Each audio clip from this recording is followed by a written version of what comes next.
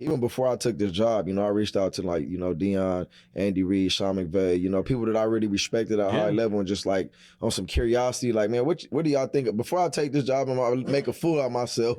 Like, what do y'all think about me being the head coach, man? And I got nothing but great feedback. So it kind of gave me confidence in taking this role. Like I could do it.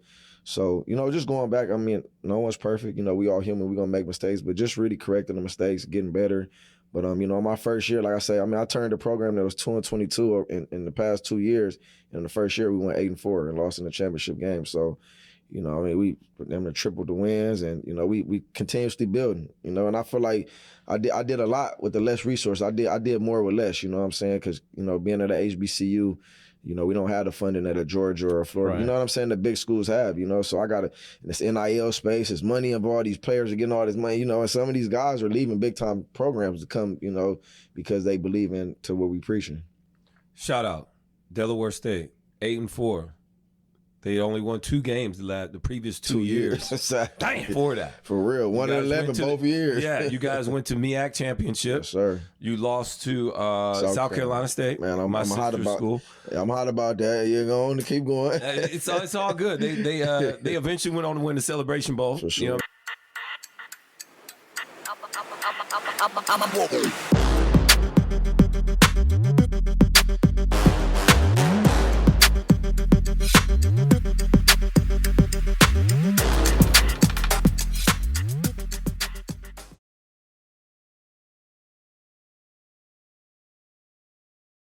Hello and welcome to another Sports Spin, where we take a sports story and we spin it. I'm Sun-EB7 and thank you for joining. So it's like, wow. I knew Desean Jackson was doing some things up there at Delaware State. I didn't realize how he finished the season. Everything got to, there's so many things going on. You check back and all of a sudden you just missed a lot. I was just talking about him and Michael Vick, who's at Norfolk State, and talking about how it's a good idea for these guys to come back and give some of what they learned back to these colleges that can't get necessarily a top-notch coach. And I wanted to see how they were going to do, because that's important, because this could lead to something. And I'll get into that in a little bit. But the first thing is I want to talk about the turnaround in such a short time. 2-22 to 8-4. Ain't that what Deon did up in Colorado? And ain't that what he did down in Jackson State? So, okay, good. That's not the best coach ever numbers, but it is an improvement. And that's where things get started. You start out with an improvement, and things can lead, things can evolve and move on to the things you want it to be. So kudos to him, Desean, for having a 8-4 season, even though they lost in the championship game. He said he's still mad about that, but I don't blame him. But, that's where you start. In a lot of cases, it's only up from here. Very seldom do you see a coach come in, he starts winning, and then he goes the other way. He starts losing like before. Usually when they come in, if they win that early, then the next year they build on what they had the year before. And it just goes up from there. So looking at that, I think there's great things to come, especially for Delaware State. Norfolk State, they're coming. Michael Vick, he had a tougher job. Maybe the school had they gotta do better at recruiting or whatever they gotta do to market themselves to get more talent. Maybe Vic is in a stronger league than Desean. I haven't looked into it that deep to see why. I don't really care. And the reason I don't care is because work with what you have and play with the cards you were dealt. Whatever that is, you have to master that. And then you can go on to the next thing. So they both got their challenges cut out for them. But, it's good to see them go to these small programs and put them on the map. Like I said before in my other video when I was talking about them, this can lead to more players doing that. Players are getting done with their careers and they're going and sitting down somewhere. And then all of a sudden, you see him working in a store, working for UPS or something. If you don't have, whether you've got money left over or not, I think it would be a great idea to go and give that some of that back. There are coaches, there are players that did it and that's doing it. But there needs to be more. There's a lot of jobs open. Look, the thing I talked about the last time is their cachet. These guys played in the NFL. A lot of people know them. They don't even have to be a good coach. They can get in and start coaching, and players and recruiting picks up and fan support picks up. That's all money. So then, things can evolve. This is what I was talking about when I was talking the first video about this. This is how you get it started. Why they didn't do this years ago when they had Doug Williams as a coach? I don't know. And I don't understand. I don't know why Doug and other schools didn't say, hey, let's do this because this will help our game. I don't know. The question is, how long before this translates to Division I? When I'm saying that, I'm saying Desean, Mike Vick, Eddie George, all these coaches that are in these HBCUs, how long before they transition over to D1? I'm not promoting whether they should leave or not, but I think you'd be naive to think that their goal was to go to HBCU and sit there and make less. I don't think so. It can't be, right? And I'll tell you why. Number one, you need to get paid for what you do well and what your services are, right?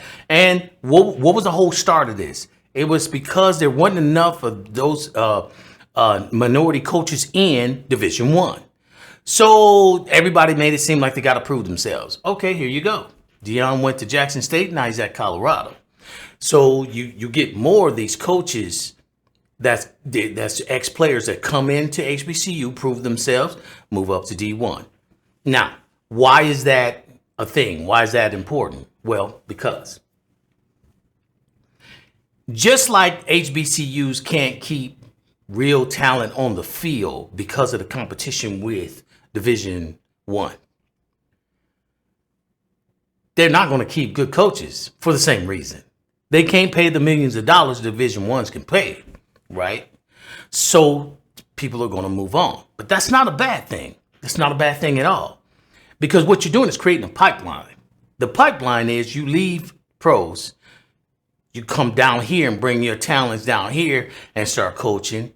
Not only are you going to fill up all the HBCUs with this talented coaching and stuff, you're bringing the crowds to the games, which is producing money for better facilities and so on and so forth. And then you're moving on and I'm getting the next guy. It's a pipeline. I don't see anything wrong with that at all. Because if you think a player is going to come there and go undefeated a couple years and then sit there after a Division I coming offering, you're delusional. You're not that. It doesn't matter. You're supporting your community, you're supporting your state, your city, whatever. That's one thing. It's not sustainable if you leave it the way it is in its present form. You have to come up with a gimmick, a way to promote your brand and change the way this thing works. By creating a pipeline, you're sending players and coaches into the upper ranks and you're grabbing the new ones that's coming out. And you're doing the same thing over and over. Over time, look at this over 10 years. Do you know how those schools will function 10 years from now compared to the last 50? Yeah, so look at Jackson State now. Jackson State got a coach just as good or better than Desean after he left. They didn't get that before. So now look at them. They're winning. Winning is a habit at Jackson State now. It wasn't before. Desean came in. Their football field had holes in it. The locker room would look like a, yeah. So I ain't gonna go into all that. But what I'm saying is, look at them now. There's something to be said about how this works. If you just come up with some kind of innovative plan on what your future is going to look like. And I would say that the HBCUs need this. This is what someone told me when I was young. Older guy, he was he wasn't kin to the family or nothing. I don't even remember where I met him. But the older guy said, where you see yourself in 5 years? You know, I was young. I was little. I was like, I don't know. I'm just, you know. He said, okay. He said, as long as you don't know where you're going to see yourself in 5 years, you won't get there. He said, if you got nothing, that's what you're going to be in 5 years. Nothing. So I would transfer that information to the HBCUs. What do you want to see happen for your schools, for your division, for your colleges in 5 years? Make it 10. And if you can see where you want to be, now you know how to get there. I know there's a lot of people think they know, but I'm telling you, the last 50 years, they haven't done anything. What they're bragging about was nothing to brag about. You can't brag about being the same way you were for 50 years. Your bragging rights come from your advancements. What did you become? 50 years? What I'm saying is, if you look at this and say, you know what we're going to start doing? We're going to start being a pipeline for Division I by way of getting the coaches that's coming out of the pros that wants to come in and get their feet wet. They come in here, they coach, they become successful, they go to beat D1. We get another one. Meanwhile, we're gaining revenue because all these stars are coming here to coach. You see what I'm saying? And the only thing left after that is growth and the 10-year wait. 10 years from now, all these schools they're on another level. There's no reason why North Dakota State passes up all these HBCUs. I know people going to say, well, they're not. Yeah, they were Division III just maybe 5-7 years ago. I'm pretty sure they were Division III. If they weren't Division III, they was, what's that, 2A? Division 2A. But I think they came from Division III. I'd have to look it up because I remember them moving twice, or that might have been two different schools.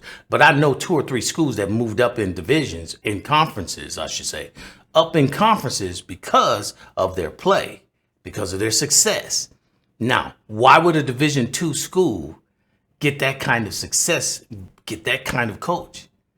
Yeah, something happened where their marketing, something happened. They did something that made them successful enough because they didn't stop there. If they'd have got one coach like that and then that was it, that would have been it. They didn't. Behind that coach came another one with just as much, success. And then another one and then another one. So now they're Division I, right? So they did it. HBCUs can do it too. So where you want to see yourself in your division and your conference in 10 years. That's all I have for today. Thanks for watching. Hope you like, share, and subscribe. Until next time, remember, this sports story has been spun. Take care.